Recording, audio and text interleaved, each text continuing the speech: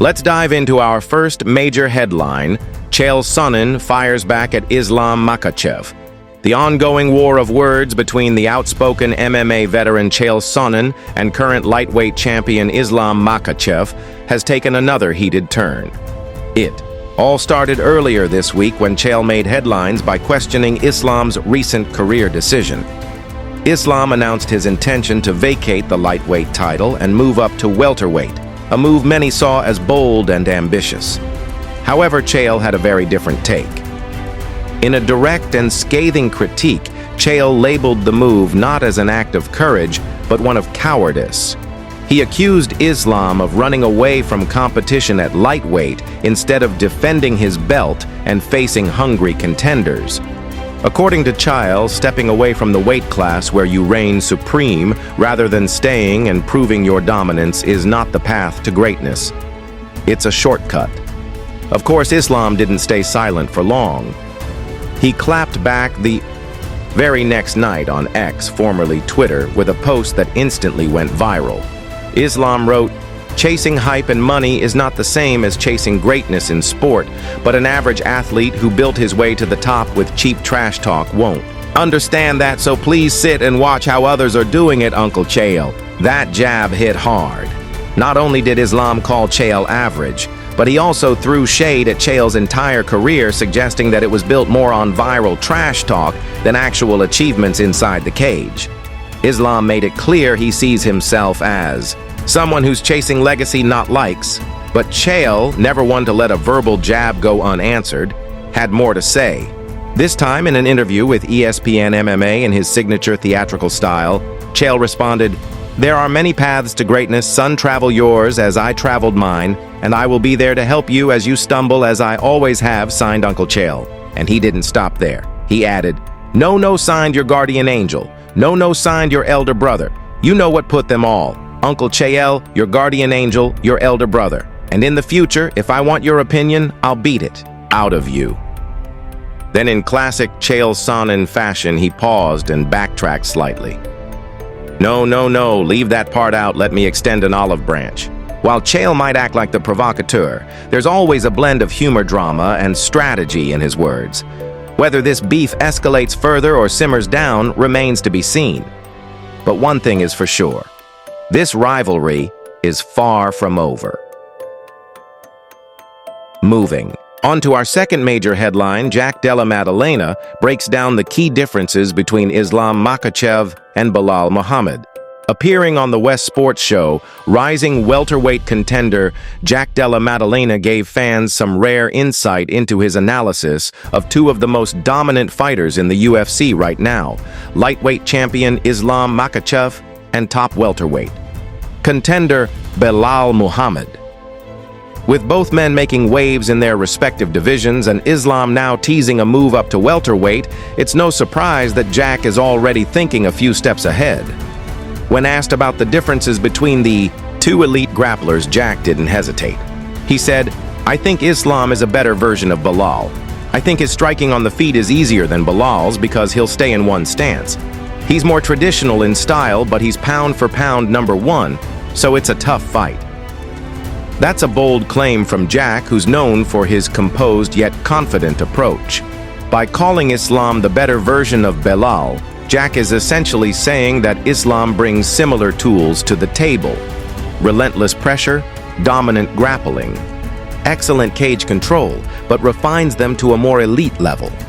According to Jack, Islam's striking is simpler to read because of his stance discipline, but that doesn't mean it's easy to deal with. Jack went on to say, "I guess we'll just watch his fights again, make a solid game plan, and then start working at it from pretty much now." That tells us everything about Jack's mindset. He's not just training in general, he's already tailoring his preparation towards someone like Islam Makhachev. Whether or not that fight happens soon, Jack is clearly thinking ahead, preparing for a possible future showdown with either Belal or Islam at the top of the welterweight division. He continued, "I'm going to start working on ways to beat him. Different ways to get back to my feet, stuff in the takedown. I'm pretty confident I could get this one done." This is the kind of confidence you want from a potential title contender. Jack acknowledges the challenge, but he's already strategizing, working on takedown defense, developing ways to escape the bottom position, and planning to neutralize Islam's grappling heavy style. Meanwhile, Jack's close associate and respected coach Tim Welch is fully on board. According to inside sources, Tim firmly agrees with Jack's assessment.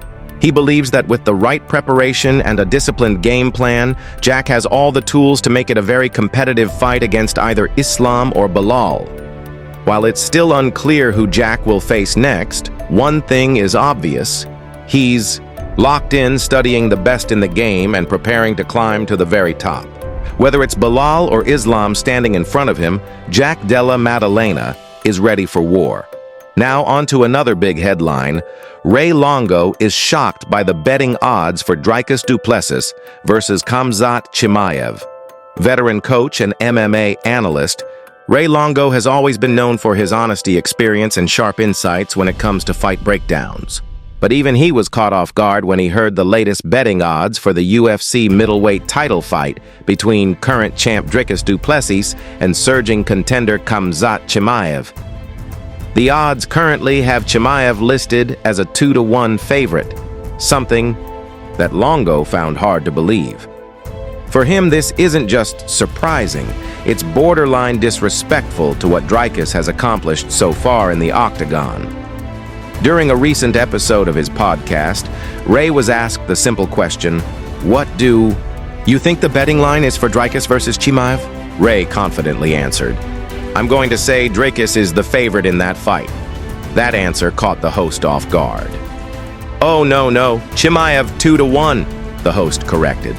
He then elaborated further, "Chimaev is minus 198, Dricus is plus 164. The moment Ray heard those numbers, he paused and reacted with genuine surprise.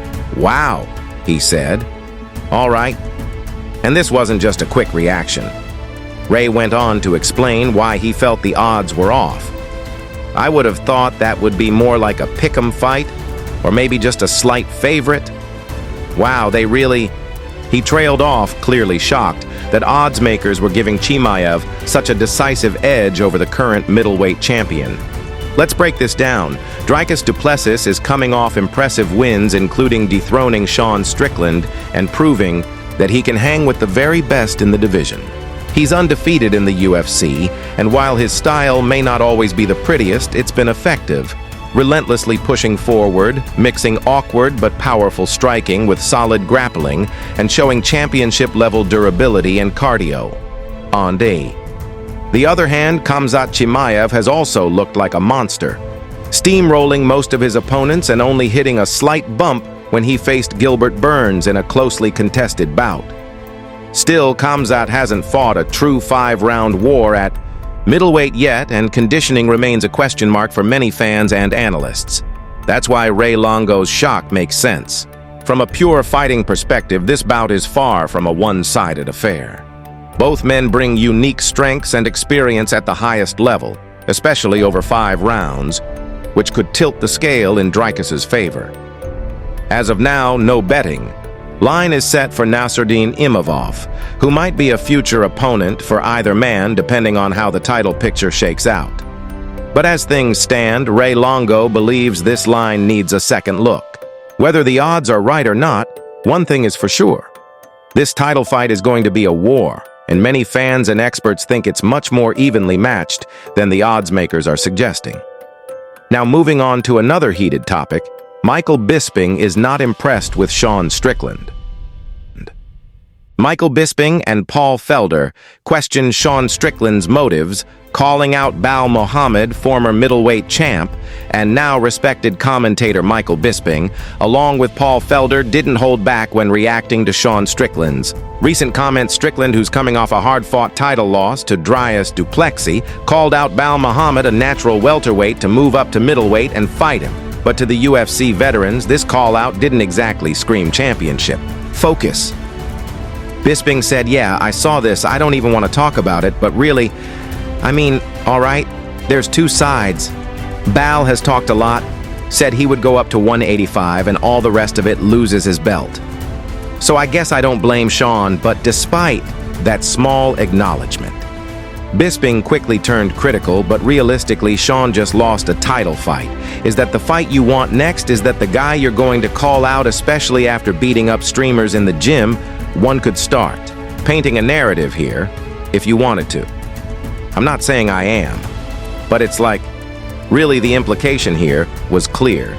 Strickland's call-out of Belal may not be about true competition or rankings, but possibly more about headlines and controversy too.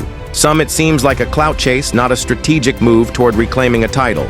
Paul Felder then added his own take. Yeah, I thought the same thing. Look, I've got nothing against Sean, but if I'm Belal, you're both coming off losses for the belt battles. Still in the mix at welterweight. He wants to try to get a fight that's going to get him back into the title picture. Felder emphasized that Belal is focused on getting back to the top of the welterweight division, where he still has momentum. You, coming off one loss. A good fight with Jack Della Maddalena. And for Sean, I know Izzy's out there trying to get a fight with him. Other people too. Very active established middleweights. Felder pointed out that there are legitimate fights at middleweight for Sean Strickland, including names like Israel Adesanya that make more sense for his ranking and skill level. Then he delivered the punchline of their whole argument. So as fun as I think that fight would be, I would think that means it's the end of your career if those types of fights are happening, he concluded. And I think that's what we're kind of alluding to here. If it is, then sure, that's the fight to call for. But if you still think you've got something in the tank, come on now. So in summary, Bisping and Felder see this call-out as a misstep, possibly a sign that Sean Strickland's priorities are shifting, or worse, that he's moving into the final chapters of his career. Whether that's true or not, it's clear that not everyone in the MMA world is buying this as a serious fight with real implications. Musar Evloev accepts his position, but stays ready in a surprising turn of events. Musar Evloev, the undefeated featherweight contender, appears to have accepted the fact that he won't be next in line for a UFC title shot, despite being one of the most consistent and dominant forces in the featherweight division. Evloev is being passed over as the UFC seems to be heading in a different direction with the title picture. What makes this situation more frustrating for fans and fighters alike is that even Alexander Volkanovski, the reigning featherweight champion, had publicly expressed interest in fighting Evloev in multiple interviews. Volkanovski made it clear he wanted the challenge. He even stated that he would love to be the one to take Evloev's undefeated record, praising his skill set and durability. It was shaping up to be a compelling matchup, a proven champion versus a hungry, undefeated contender. But as often happens in the UFC, things took a different route on X, formerly Twitter. Evloev directly addressed Volkanovski, writing, "Thank you, champ, for trying to fight me. I will fight in July, and you fight in September.